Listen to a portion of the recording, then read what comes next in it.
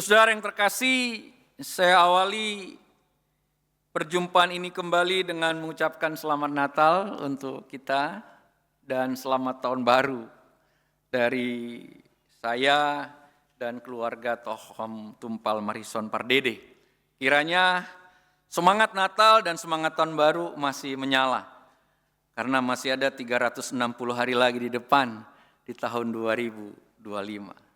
Saudara yang terkasih, pertama-tama saya ingin mengajak kita untuk melihat sebuah kekayaan kita dengan ungkapan-ungkapan yang sangat padat, tetapi juga dituliskan dengan ciamik oleh Paulus kepada jemaat Efesus, terutama yang kita baca tadi, yaitu Efesus 1 tadi.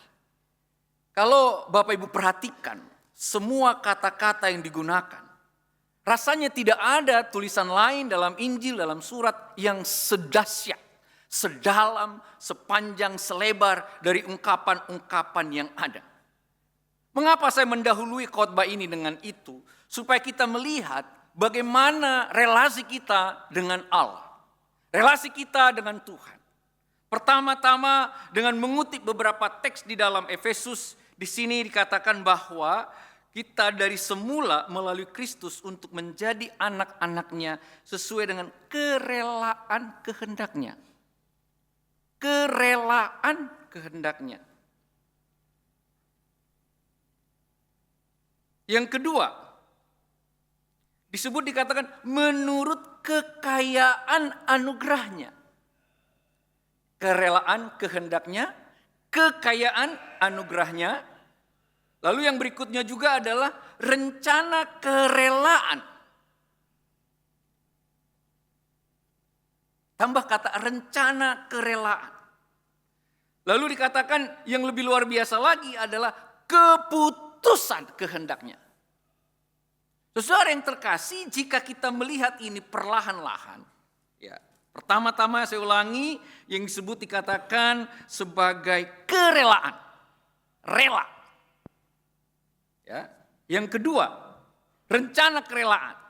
Ternyata bukan cuma rela, tapi juga direncanakan. Yang ketiga, kekayaan anugerah. Berarti kekayaan yang luar biasa. Tetapi yang terpenting adalah kalimat keputusan kehendaknya. Orang boleh punya rencana, tapi memutuskan bukan hal yang mudah. Saudara, dalam bingkai inilah saya mau menyampaikan bagaimana anugerah Tuhan saat ini dalam rangka tema diberi hak untuk menjadi anak-anak Allah. Dengan mengingat 4 kata tadi yang berpasangan itu akan menggelorakan hati kita tentang siapa diri kita di hadapan Tuhan. Saudara, memang ungkapan anak di dalam bagian ini itu menghubungkan dengan satu kata yang dikenakan pada Yesus sebagai anak sulung.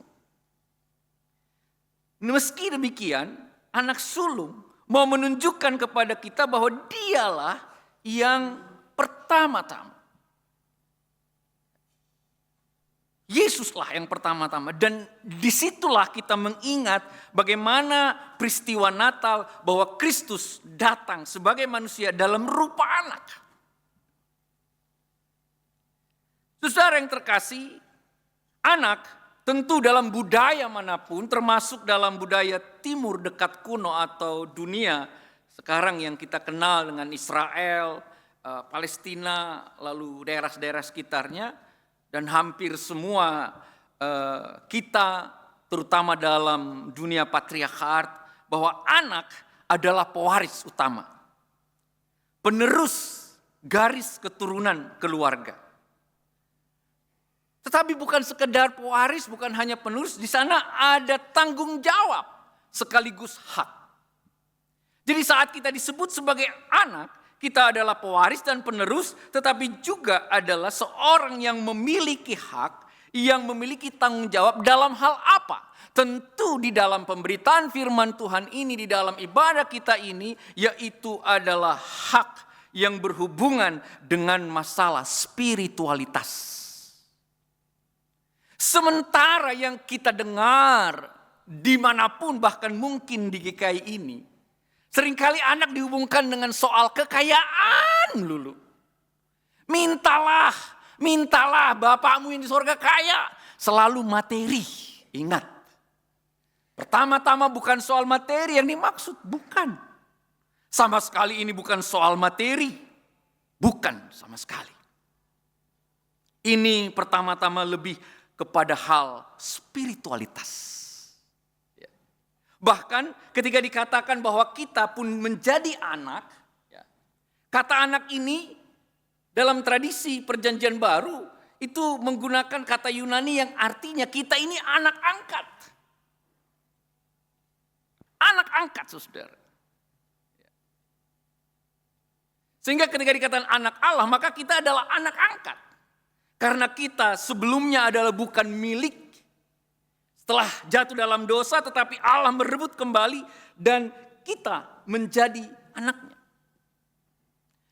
Kalau dalam ikatan perjanjian antara umat Tuhan dalam tradisi perjanjian lama, selalu ada formulasi, aku akan menjadi Allahmu, engkau akan menjadi umatku.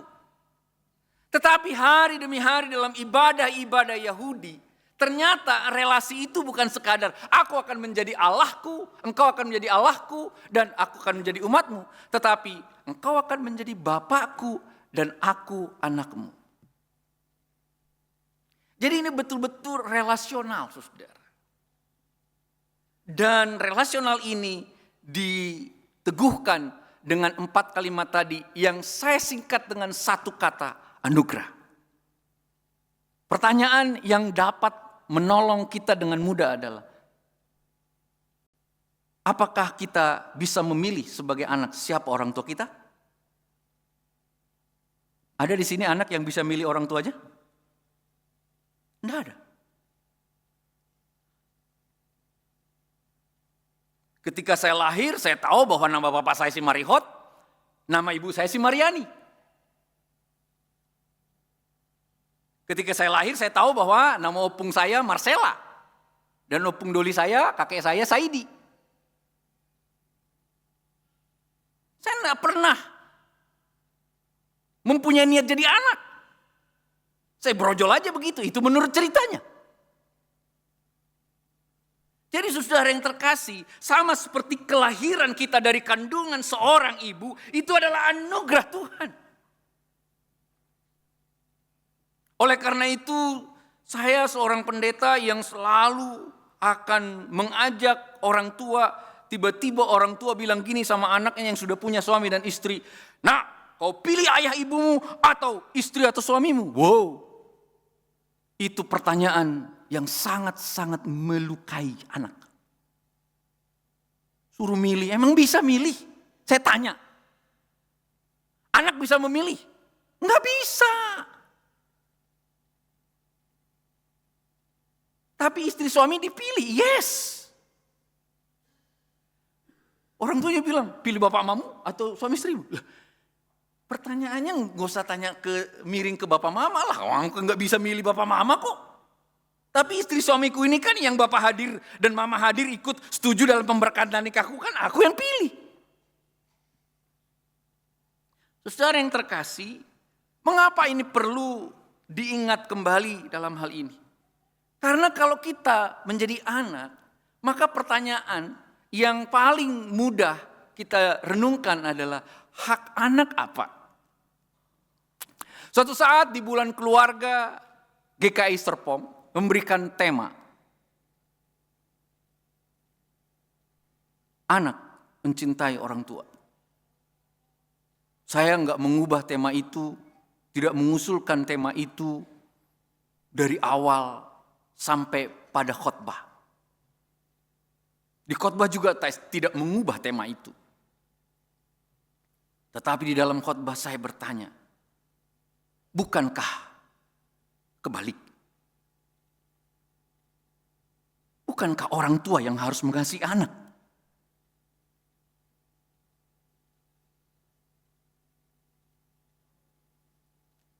Saya suka sebel dengan pasangan saya, Wiwi, ketika sudah punya anak 3, lalu dia bersama saya mungkin ke pasar, ke mall, di gereja gitu. Dilihat seorang ibu muda menggendong bayinya, mungkin anak pertama atau kedua, lalu dia mengatakan, gue gak mau lagi. Ya memang udah gak mau, tapi kan gak perlu dibilang. Saya bilang, Wi, lo nyesel ya punya 3 anak? Memang capek. Betul ya, Mak? Mama, Oma, Ibu, capek kan? Capek. Tapi saya belum pernah melihat yang normal ya. Ibu yang punya bayi paling gak sampai 2 tahun itu menindas anaknya, gak ada. Selalu berjuang merawatnya, mendampinginya, menyusuinya dengan baik, mengasuhnya, selalu terjaga saat anak ini mungkin pipis, selalu terbangun saat lapar, terjaga.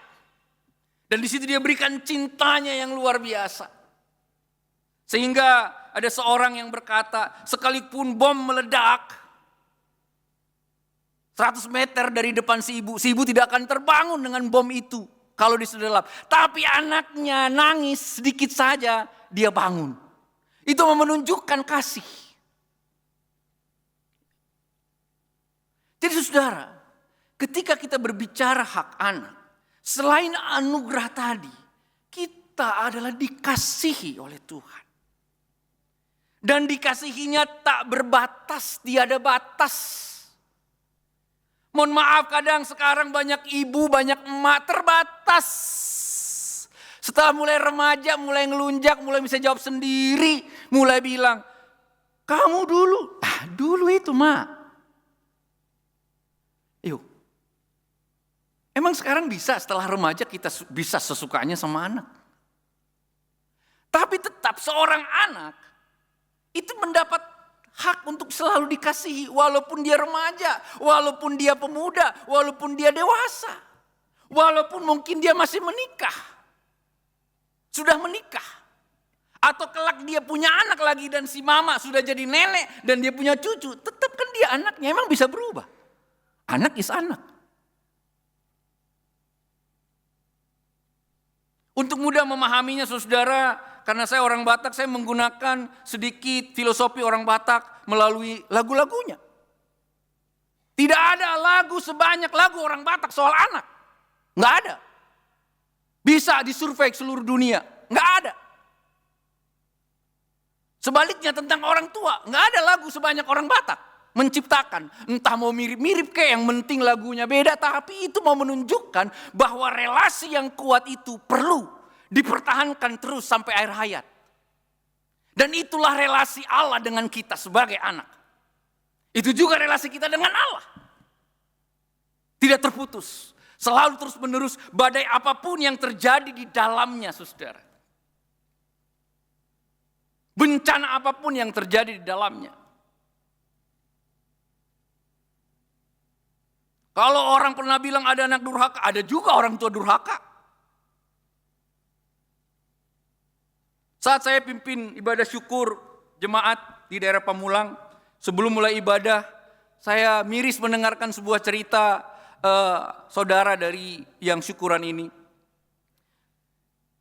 Abad sekarang, tahun 2024, Bapak Ibu, ya, masih ada ibu, orang percaya pula, orang Kristen maksudnya, buang anak di tempat sampah.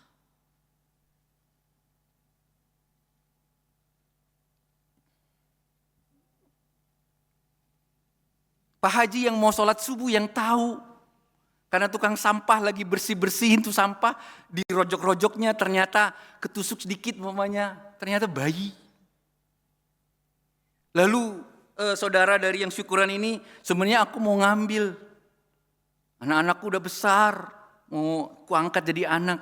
Ya tetapi ya diselidiki, harus kembali pada ibunya, dirawat sedemikian rupa, ibunya dikasih training, dikasih nasihat supaya selalu melihara. Saudara yang terkasih di dalam Tuhan Yesus Kristus, memang gambaran ini gambaran yang sangat spesial untuk kita. Dan ini perlu selalu dapat kita pegang sedemikian rupa. Kalau soal hak, membaca dari kitab-kitab Yeremia, Mazmur, Efesus, dan Yohanes, itu bisa saya catat jumlahnya 16 hak. Banyak banget. Anugerahnya banyak. Dipimpin Tuhan, dibebaskan, ditebus, diubah, dihibur, dipuaskan jiwanya, dikenyangkan, diberkati, diberi kesejahteraan, dikenyangkan lagi, lalu dipercayakan firman Tuhan, tidak seperti kepada yang lain, lalu memperoleh pengampunan dosa. Yang luar biasa, Tuhan menyatakan rahasia kehendaknya, Tuhan meteraikan Roh Kudus, dan yang paling penting kita adalah miliknya. Dan yang paling sangat-sangat indah adalah di dalam Injil Yohanes, bahwa kita menerima anugerah demi anugerah, kasih karunia demi kasih karunia dalam terjemahan tahun 1974. Demikian yang dikatakan Injil Yohanes pasal 1 ayat 16. Sebagai anak kita menerima anugerah demi anugerah, kasih karunia demi kasih karunia. Saudara yang terkasih, itulah kita sebagai anak. Tetapi apakah hanya sekadar itu? Oh tidak. Kalau kita mengungkapkan relasi antara bapa dan anak, maka bapa yang baik, orang tua yang baik, sebenarnya sedang menunjukkan figur otoritas dan rasa hormat. Dan inilah yang menggambarkan Tuhan terhadap umatnya, bahwa dari pihak umat kita harus mengakui otoritas Tuhan, harus mempunyai rasa hormat. Dan ini yang dikatakan Amsal 1 ayat 7a, permulaan pengetahuan adalah takut akan Tuhan. Ketika tidak ada lagi pelajaran sopan santun, budi pekerti, atau tata tertib, yang menjadi nilai rapot saya salah satu adalah SS, yaitu sopan santun, dan TT, tata tertib itu budi pekerti. Di zaman angkatan di atas saya, sekarang mana ada? Dan ini pula yang mau dikatakan, kita perlu punya rasa hormat kepada Tuhan. Dan pada puncaknya, ketika kita adalah anak dan Tuhan kita adalah Bapa, maka yang diteruskan oleh Bapa kepada anak-anaknya adalah tanggung jawab atas kesejahteraan spiritual, atas kesejahteraan moral, dan atas kesejahteraan fisik. Dalam buku Her Needs dan His Needs yang disurvei di Amerika, yaitu kebutuhan suami atau kebutuhan istri, ternyata ketika kuesioner itu saya sampaikan kepada panitia weekend Pasutri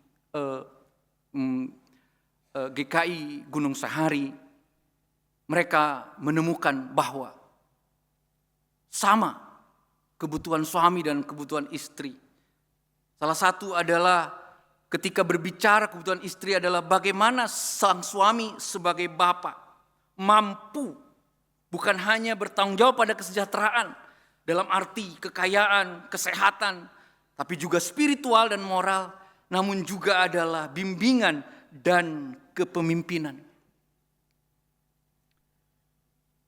Saudara, itu berarti selain kesejahteraan spiritual, moral, dan fisik, maka Bapa yang kita sebut sebagai Bapa itu juga sedang memenuhi kita dalam rangka bimbingan dan kepemimpinan. Dan ini juga menjadi keyakinan kita bahwa Dia adalah Bapa sekaligus pencipta tertinggi. Bukankah nubuat tentang Yesus di dalam Yesaya menyebutkan demikian? Penasehat ajaib, Bapa yang kekal, Raja damai. Saudara yang terkasih, sedemikian rupa Allah Bapa di dalam Yesus Kristus telah mengungkapkan siapa dirinya dan siapa kita.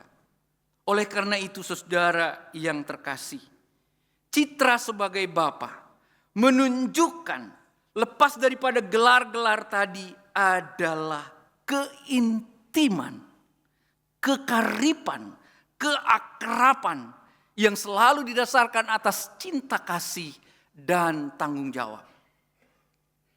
Oleh karena itu, saya mengingat Pak Sutri Yoyo Novi di GKI Kebayoran Baru menghadiahi saya di hadiah pernikahan saya 23 tahun yang lalu, buku yang berjudul Love and Respect. Respect di sini bukan cuma hormat tapi juga cinta dan tanggung jawab. Dan menggambarkan relasi suami istri, relasi Tuhan dan umatnya. Kalau relasi Tuhan dan umatnya bisa digambarkan sebagai relasi suami istri dalam Efesus 5, maka kita juga bisa menggambarkan relasi antara Tuhan dan umatnya adalah relasi bapa dan anak. Dalam teologi feminis seringkali disebutkan relasi ibu dan anak.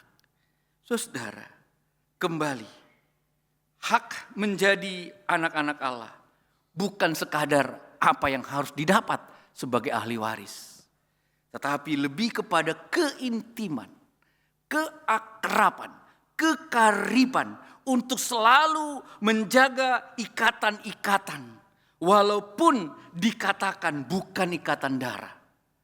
Bapak Ibu, kalau perlahan membaca Yohanes 1 tadi, maka akhirnya kita menjadi seperti Yesus yang berikutnya. Karena Yesus adalah yang sulung dan kita yang berikutnya. Dari mana kita tahu? Bukankah ketika nubuat tentang Yesus bahwa aku kan belum bersuami, kata Maria menanggapi kata malaikat terhadap Yusuf. Tidak Maria, anak yang kau kandung adalah dari Roh Kudus. Dan dalam Yohanes ini dikatakan bahwa kita dengan Bapa pun bukan lagi anak oleh karena apa dikatakan? Bukan karena darah atau hasrat manusia atau hasrat seorang laki-laki. Tapi dari Allah. Itu menunjukkan kepada kita. Di dalam Injil Yohanes, Yesus adalah anak sulung. Dan kita yang berikutnya. Oleh karena itu kita layak disebut sebagai anak-anak Allah. Dan itu sungguh luar biasa.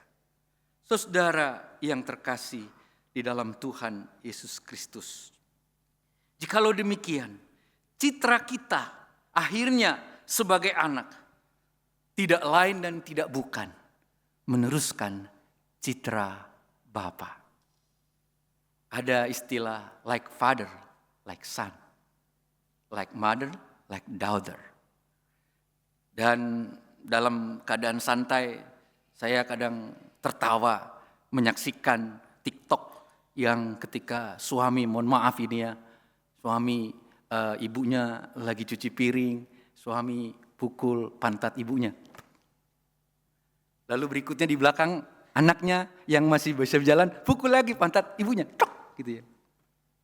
Sebelum tidur si ibu cium, si bapak cium istrinya, mak gitu. Nanti si anak ikut lagi, mak. Teladan. Jadi kalau kita punya hak menjadi anak-anak Allah, maka tentu Undang-Undang Dasar 45 mengatakan kita tidak hanya boleh menuntut hak saja, tapi ada kewajiban. Kewajiban kita sebagai yang telah mendapat hak anak Allah, meneruskan apa yang telah dikerjakan Bapa dalam hidup ini. Bagaimana kita boleh terus menjadi orang-orang, anak-anak umat Tuhan yang selalu setia pada rencana Bapa. Kalau menggunakan istilah teologi, missio Dei, misi Allah, diteruskan oleh Kristus menjadi missio Christi, diteruskan oleh gereja menjadi missio Ecclesianum. Sekarang menjadi misinya saya. Ya kita tinggal teruskanlah aja. Kalau Tuhan adalah Bapa, maka semua harapan Bapa, rencana Bapa, semua yang telah dibuat Bapa di dalam Yesus Kristus dalam tuntunan Roh Kudus pun menjadi bagian yang tak terpisahkan dari kehidupan kita. Perjamuan kudus ini mengingatkan kita kembali betapa kuatnya relasi itu. Dan itulah yang akan kita syukuri dalam perjamuan kudus hari ini. Bahwa aku telah menjadi anak-anak Allah.